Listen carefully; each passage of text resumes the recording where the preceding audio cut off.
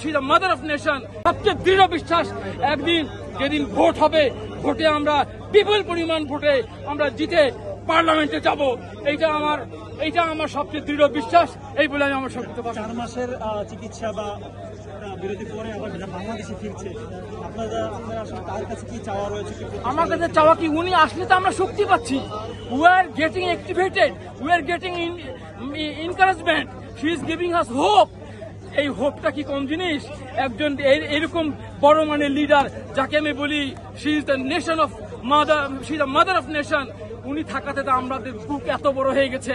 আমরা রাজপথে নামবো প্রয়োজন বোধে। আমরা আমাদের যেটা অধিকার, সবচেয়ে বড় গণতন্ত্রকে নিয়ে আসতে হবে। গণতন্ত্র নিয়ে আসলে কি করতে হবে? একটা নিরপেক্ষ ভোটের প্রয়োজন।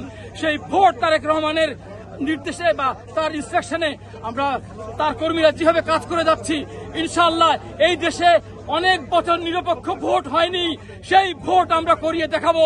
তারেক রহমান আসলে নিরপেক্ষ ভোট হবে, প্রত্যেকটা স্বাধীন মানুষ সে নিরপেক্ষ হবে। ভোট